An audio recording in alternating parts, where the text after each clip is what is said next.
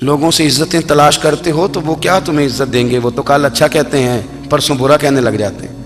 لوگوں کے سامنے گڈ بک میں آنا چاہو گے تو وہ تو سویرے تمہارے بارے میں کچھ کہیں گے، شام کچھ اور کہیں گے۔ اپنی روحانی زندگی آباد کریں، اپنے مسلح کو وقت دیں، اور دنیا سے چھپ کر، اس موبائل کو بند کر کے، اور اپنے آپ سے بھی چھپ کے اور تنہا ہو کے، چھپا کے سارا کچھ اپنے آنسو اپنے رب کی بارگاہ میں پیش کریں، اس کے حضور حاضری دیں۔ سنو نا ترمذی کی حدیث، اور اسے یاد رکھنا، نبی پاک علیہ السلام نے فرمایا اپنے دکھ لوگوں کے سامنے نہ بیان کرنا، سیٹھوں نوابوں کو نہ بتاتے پھرنا، دنیا داروں کے سامنے جا کے نہ رونا کہ میں تکلیف میں ہوں۔ فرمایا اگر دنیا داروں کو دکھ بتاؤ گے رب تمہیں کبھی غنی نہیں کرے گا۔ اور لوگ ہیں کہ الٹا مذاق اڑائیں گے آپ کی، جس سے بڑی پکی یاری ہے نا، پکی، وہ تب تک پکی ہے جب تک آپ نے 50,000 مانگا نہیں، اور جس وقت آپ نے کہہ دیا کہ میں مجبور ہوں میری مدد کر، تو پھر ختم ہو گئی دوستی۔ لوگوں کے تعلقات آپ کے ساتھ تب تک ہیں جب تک آپ ان سے کوئی ضرورت وابستہ نہیں کرتے۔ کریم محبوب فرمانے لگے بندوں کے سامنے دکھ نہ بیان کرنا، اللہ تجھے کبھی غنی نہیں کرے گا۔ تو اپنے دکھ اپنے رب کو بتا، تو دعائیں مانگ، تو اس کی بارگاہ میں حاضر ہو، تو اس کے حضور عرض کر۔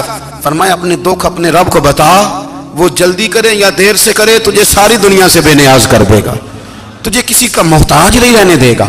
اپنے مسلح کو، اپنی دعاؤں، ایک بزرگ فرماتے ہیں میں نے دعا مانگنے کا طریقہ اپنی بیوی سے سیکھا۔ دعا مانگنے کا طریقہ اپنی، سیکھنے والے تو اپنے بچوں سے بھی سیکھ لیتے ہیں، سیکھنے والے تو ہر ایک سے سیکھتے ہیں۔ وہ کہتے ہیں میں نے دعا مانگنے کا سلیقہ اپنی بیوی سے سیکھا ہے۔ حضرت وہ کس طرح؟ فرمانے لگے میری بیوی نے نا مجھے کوئی کام بتایا، کچھ پیسوں کی ضرورت کے لیے کہا، تو میں نے اسے کہا کہ بھئی ابھی میرے پاس نہیں ہے، کچھ دنوں میں آتے ہیں تو میں دے دوں گا۔ عورتوں کی عادت ہوتی ہے وہ بار بار یاد کراتی ہیں، 2-4 دنوں کے بعد پھر اس نے کہا حضرت وہ میں نے کہا تھا کچھ پیسے، میں نے اسے کہا کہ ابھی میرے پاس نہیں ہے، کچھ دنوں میں ملتے ہیں تو میں تمہیں دے دوں گا۔ اس نے کچھ دنوں کے بعد پھر کہا حضور وہ میں نے کچھ پیسے کہے تھے۔ فرماتے میں نے ڈانٹ دیا، میں نے کہا کہ کیا تو روز مجھے شرمندہ کرتی ہے، کہا نا میرے پاس نہیں ہے، ہوں گے تو دے دوں گا، تو روز یاد کراتی ہے۔ فرماتے ہیں اس نے پہلے تو میری ڈانٹ کو سہا، پھر میرے سخت جملوں نے اس کی آنکھوں میں آنسو پیدا کر دیے، پھر اس نے اپنے آنچل میں اپنے اس دکھ کو سمیٹا، اور پھر اس نے ایک جملہ کہا تو میں رو پڑا، اور مجھے اپنے رب سے مانگنے کا طریقہ آ گیا۔ مجھے کہنے لگی حضرت جی آپ نے ڈانٹ دیا میں نے سہ لیا، پر آپ ہی میرے شوہر ہیں، بتائیں نا آپ سے نہ کہوں تو میں کس سے جا کے کہوں۔ فرماتے ہیں میں رو پڑا، اور میں کھل کے رویا، اور میں تڑپ کے رویا، اور پھر میری سسکیاں بند گئیں۔ تو مجھے کہنے لگی آپ کو کیا ہوا؟ میں نے کہا مجھے بھی دعا مانگنی آ گئی ہے، جب میں اسے کہوں گا نا اللہ تو ہی میرا رب ہے، میں تجھ سے نہ کہوں تو میں کس سے جا کے کہوں؟ میں کیوں کسی بندے سے سوال کروں؟ میں کیوں کسی دنیا دار سے کہوں؟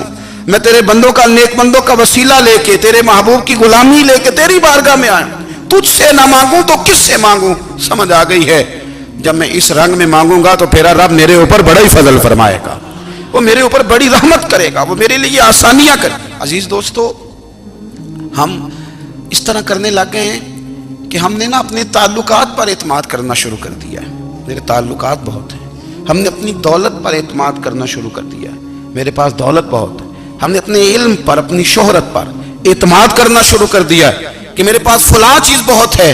یاد رکھنا جب بے نیاز اپنی صفت بے نیازی دکھاتا ہے تو بڑی بڑی دولتوں والے مجبور نظر آتے ہیں۔ بھائیو جب انسان کا رشتہ اپنے مالک کے ساتھ ہوتا ہے پھر تو غم بھی کچھ نہیں کہتے، پریشانیاں بھی کچھ نہیں کہتی، پھر تو زندگی صبر والی، پھر تو زندگی توکل والی، پھر تو زندگی بھروسے والی، پھر انسان اپنے آپ کو رسوا نہیں کرتا، دنیا داروں سے امیدیں اس کی ختم ہو جاتی، امیدیں اللہ رسول سے لگا لیتا، مضبوط ہو جاتا ہے، مضبوط، طاقتور ہو جاتا ہے، خوددار ہو جاتا ہے، باوقار باعزت ہو جاتا ہے۔ حضرت بہلول دانا رحمۃ اللہ علیہ بیٹھے تھے تو ہارون رشید حج کر کے آ رہا تھا، تو رستے میں حضرت شیخ سے ملاقات ہو گئی، تو السلام علیکم کے بعد کہنے لگا حضور کوئی حکم ہو تو بتائیے گا۔ تو حضرت بہلول دانا فرمانے لگے تیرا رب کون ہے؟ اس نے کہا اللہ۔ تو فرمایا میرا کون ہے؟ کہا اللہ۔ فرمانے لگے تو بڑا ہی بیوقوف ہے، کیا تو یہ سمجھتا ہے کہ رب ہارون رشید کو تو دے گا اور بہلول دانا کو بھول جائے گا؟ تیرا بھی وہی رب ہے، میرا بھی وہی رب ہے، اس نے اگر تجھے دے کے آزمایا ہے تو ہو سکتا ہے مجھے نہ دے کے آزما رہا ہو. جب اس کی حکمت کے تقاضے ہوں گے تو عطا کرے گا اور دے گا. تو جا اپنا کام کر. بھائی اپنی روحانی زندگی، اپنی عبادات، اپنے وظائف، اپنے روزمرہ کے معاملات، اپنی دعائیں، اپنا استغفار. دیکھو کوئی مشکل کام تو نہیں 2 رکوع ہیں سورہ واقعہ کہ اگر رات کو پڑھ لی جائے تو. میں کس طرح یہ بات بیان کروں کہ تعویذ بانٹنا آسان ہے اور وظیفہ بتانا مشکل ہے. سارا دن تعویذ بانٹیں تو لوگ لینے کو تیار ہیں، اور اگر آپ وظیفہ بتائیں تو کہتے ہیں تو مشکل کام ہے. او خدا کے بندے، اگر آپ کا تعلق قرآن پاک کے ساتھ مضبوط ہو، قرآن پاک کے ساتھ اگر آپ کا رشتہ ہو، لوگ سفارشیں ڈھونڈتے ہیں نا دنیا میں کوئی تعلق مل جائے تو میرا کام ہو جائے. دنیا میں اتنا مشکل معاملہ ہے، آخرت میں مجھے بتائیے گا کتنا مشکل معاملہ ہوگا. میرے نبی پاک صلی اللہ تعالی علیہ وسلم نے فرمایا جو لوگ سورہ ملک پڑھا کرتے تھے نا، سورہ ملک، یہ سورت ملک قیامت میں ان کی سفارش کرے گی اور اس طرح کرے گی کہ کہے گی اے اللہ یہاں اس بندے کو جنت میں داخل کر دے یا مجھے قرآن پاک سے علیحدہ کر دے. تو رب فرمائے گا جا اس کا دامن تھام کے اسے جنت تک پہنچایا. آپ بات کو سمجھیں، جب آپ کے تعلقات اپنے معاملات کے ساتھ مضبوط ہوں گے، یہ نبی کریم نے وعدہ کیا ہے کہ تو سورت واقعہ پڑھ تیرے گھر میں فاقہ نہیں آئے گا. حضرت عبداللہ ابن مسعود رضی اللہ تعالیٰ عنہ بیمار تھے تو حضرت عثمان غنی رضی اللہ تعالیٰ عنہ تیمارداری کے لیے تشریف لے گئے اور جا کر کے کہا کہ آپ بڑے بیمار ہیں، آپ کی بیٹیاں زیادہ ہیں، میں چاہتا ہوں کہ خزانے میں سے کچھ مدد کروں. تو سیدنا عبداللہ ابن مسعود رضی اللہ تعالیٰ عنہ اٹھ کے بیٹھ گئے اور کہنے لگے امیر المومنین، اللہ آپ کو میری طرف سے میری بیٹیوں کی طرف سے بہتر صلہ دے. میری بیٹیوں کو کسی خزانے کی ضرورت نہیں، میں نے انہیں خزانہ دے دیا ہے. کہا جناب آپ نے کون سا خزانہ دیا ہے، میں آپ کے مالی معاملات کو جانتا ہوں. تو فرمانے لگے امیر المومنین، میرے نبی کریم نے فرمایا ہے جو سورت واقعہ پڑھے اسے کبھی فاقہ نہیں آتا. میں نے بیٹیوں کو یاد کرا دی ہے، یہ خزانہ میں نے انہیں دے دیا ہے. وہ سارے والدین سنیں جو بیٹیوں کے لیے پریشان رہتے ہیں. حضرت عبداللہ ابن مسعود نصیحت کر رہے ہیں، فرمانے لگے میں نے سورت واقعہ یاد بھی کرا دی ہے، پڑھنے کی عادت بھی ڈال دی ہے. حضور نے فرمایا ہے جو سورت واقعہ پڑھے اسے فاقہ نہیں آتا. کہنے لگے چاند تو اپنی جگہ چھوڑ سکتا ہے، سورج گر سکتا ہے، تارے ٹوٹ سکتے ہیں، پر مدینے والے رسول کی بات غلط نہیں ہو سکتی. حضور نے فرمایا فاقہ نہیں آئے گا تو انشاءاللہ کبھی بھی نہیں آئے گا. کرنے کا کام یہ ہے کہ ہم اپنے معاملات، اپنی عبادات، اپنی دعائیں کبھی 10 منٹ عادت ہو جائے نا دعا مانگنے کی علیحدہ سے رات کو. حضور نے فرمایا جو فرض نماز کے بعد دعا مانگے اللہ اس کی قبول کر لیتا ہے. نبی پاک صلی اللہ تعالی علیہ وسلم نے فرمایا اللہ مسافر کی دعا قبول فرماتا ہے. حضور نے فرمایا اللہ مظلوم کی دعا قبول فرماتا ہے. حضور نے فرمایا بیمار سے دعا کراؤ اللہ اس کی دعا قبول فرماتا ہے. میرے نبی پاک نے فرمایا ماں باپ جب بھی اولاد کے لیے ہاتھ اٹھائیں، ویسے تو بلے شاہ تو آسمانی اڈدیاں ہی پھڑ دیں، جہاں گھر بیٹھا انہوں بڑھیا ہی نہیں. حضور فرمانے لگے ماں باپ جب بھی اولاد کے لیے دعا فرمائیں اللہ ان کی دعا کو قبول کرتا ہے. آپ اپنا تعلق بنائیں دعا کے ساتھ، عبادت کے ساتھ، مصلی کے ساتھ رشتہ بنائیں، استغفار پڑھیں. صلاح الدین ایوبی صلیبی جنگوں میں تھے، رات کو مسجد اقصی میں نماز پڑھی تو پریشان تھے. ایک بزرگ سے ملاقات ہوئی تو وہ کہنے لگے کہ آپ بڑے پریشان ہیں. کہنے لگے حضور پریشان اس لیے ہوں کہ پہلے ہی مسلمان کمزور ہے، اب میں نے سنا ہے دشمن کا ایک بحری بیڑا وہ جنگی سامان سے بھرا ہوا آ رہا ہے، تو اب ان کے پاس اور تلواریں اور نیزے آ جائیں گے، مسلمانوں کے پاس پہلے ہی وسائل کی کمی ہے، پریشان ہو کس طرح کر کے مقابلہ کریں گے. یہ بات کہتے ہی صلاح الدین ایوبی نے بزرگوں سے کہا حضور آپ بھی دعا کرنا، دعا کی بڑی طاقت ہے. میرے نبی پاک نے فرمایا دعا مومن کا ہتھیار ہے، دعا مومن کا، دعا مومن کا. حضور نے فرمایا تقدیر کو سوائے دعا کے کوئی چیز نہیں بدل سکتی. دعا مومن کا ہتھیار ہے، یہ کافر کے پاس کوئی نہیں، یہ ہتھیار ہے مومن کا. اللہ کرے آپ کو سمجھ آئے. پھر سنیں کئی بار کہہ چکا ہوں یہ ہتھیار ہے. کافر کے مقابلے میں جو تیرے پاس سب سے بڑا ہتھیار ہے وہ دعا ہے. دعائیں کرانی چھوڑ دی، کرنی چھوڑ دی، لینی چھوڑ دی. حضرت سیدنا انس بن مالک رضی اللہ تعالیٰ عنہ فرمایا کرتے تھے میں نے وہ رنگ دیکھا ہے جب حضور دعا مانگتے تھے اور حضور کی مقدس آنکھوں میں آنسو بھی ساتھ ہی بہا کرتے تھے، میں نے وہ انداز دیکھا. تو صلاح الدین ایوبی بزرگ سے کہنے لگے آپ بھی دعا کیجیے، اور خود رونے لگے اور سر سجدے میں رکھ کے رونے لگے اور عشاء سے لے کر فجر تک روئے. खूब रोए। सुबह वो बुजुर्ग आए तो सलाहुद्दीन अय्यूबी का खूबसूरत और हंसता हुआ चेहरा देखा।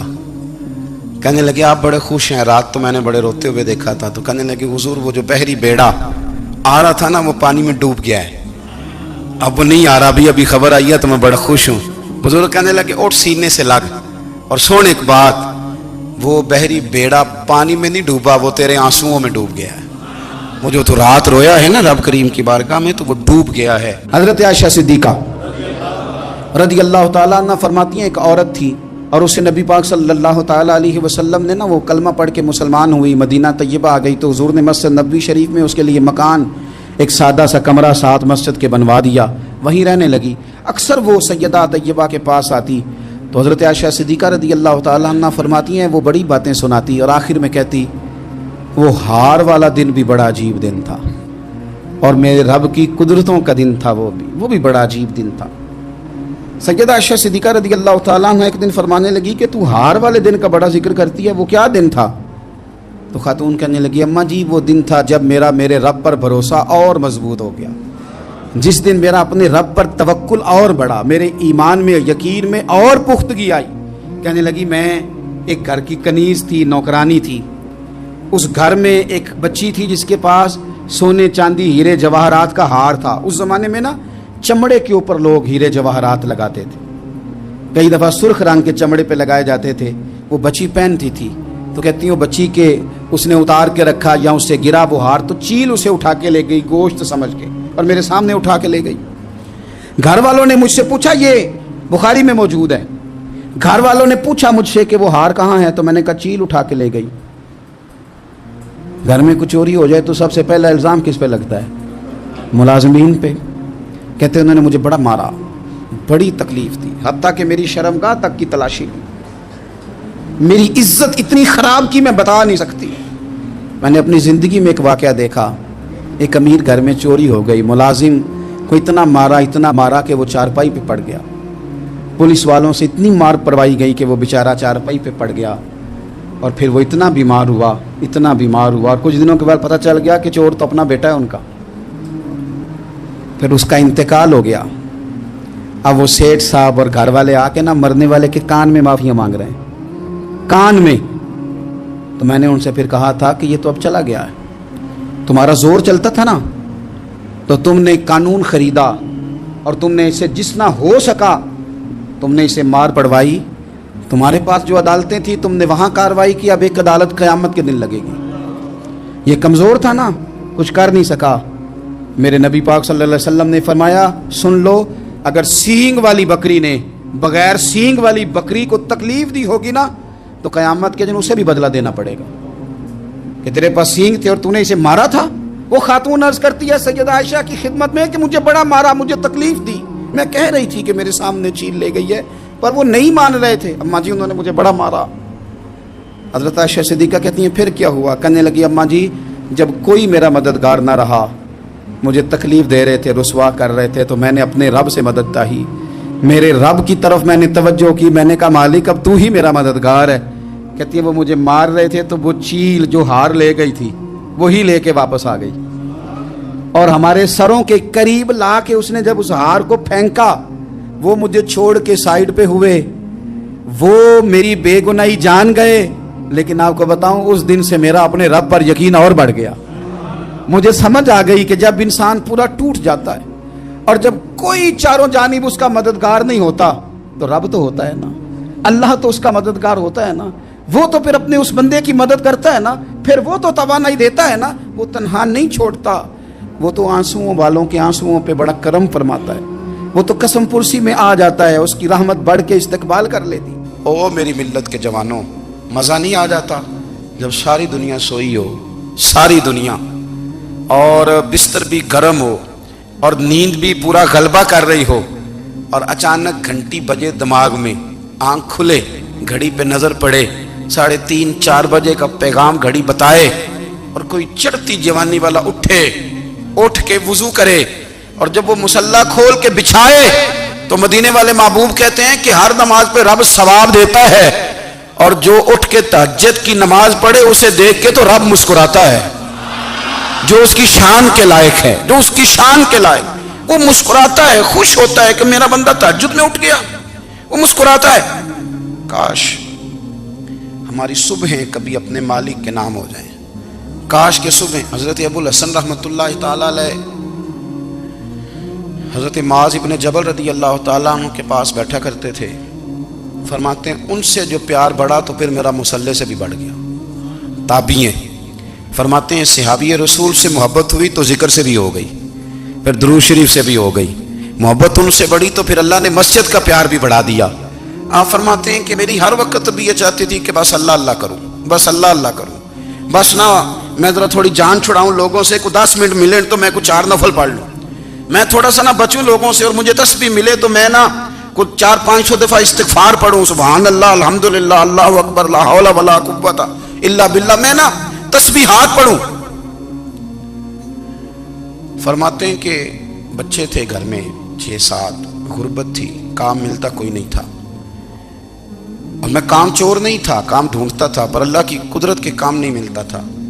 فرماتے ہیں کہ میں نے ایک دن اپنی اہلیہ سے کہا کہ آج میں پھر جاتا ہوں کام ڈھونڈنے، تو میری بیوی بڑی فرما بردار تھی، پر اس دن غربت کے ہاتھوں تنگ آ کے کہنے لگی آج نانا کوئی تو چیز لے کے آیا، تو مجھ سے بچوں کی بھوک نہیں دیکھی جاتی، یہ سب روگاں دا روگ محمد جس دا نام غریبی، کنڈ بلا کے لنگ جاندے نہیں دوست یار قریبی، آج نہ کچھ لے کے آیا تو میں بچے لے کے میکے چلی جاؤں گی۔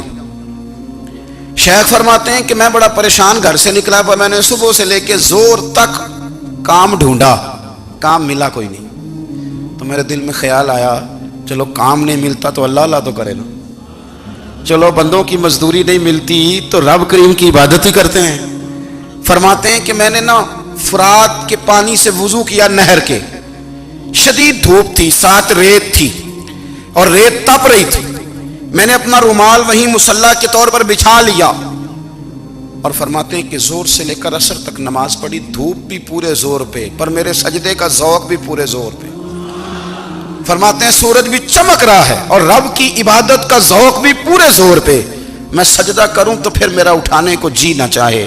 میرے استاد لکھا کرتے تھے، یہ ان کا شعر ہے، وہ کہا کرتے تھے مجھے سوز دے، مجھے ساز دے، اور مجھے نیم شب کا نیاز دے، دم سجدہ خود کو میں توڑ دوں، مجھے ایسا ذوق نماز دے، اور میں تیری بہار کا پھول ہوں، میں کھلا بھی ہوں تو تیرے لیے، مجھے میری شاخ سے توڑ لے، مجھے اپنی زلف کا ناز دے۔ بھائی فرماتے ہیں کہ عصر تک میں نے نفل پڑھے، دل ڈھلنے لگا، عصر کی نماز پڑھی اور میں وہاں سے چلا۔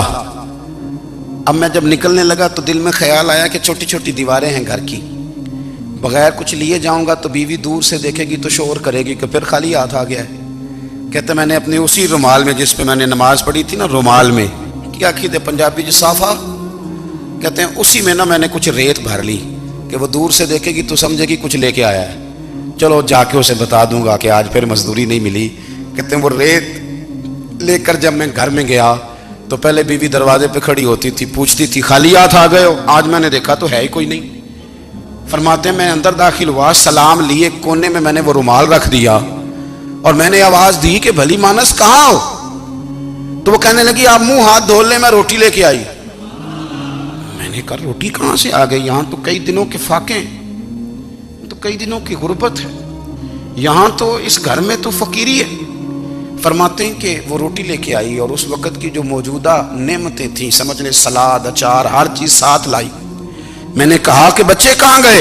کہنے لگی وہ کھانا کھا کے کھیلنے گئے، آپ کھانا کھا لیں آ جاتے۔ کھانا اس نے چن دیا۔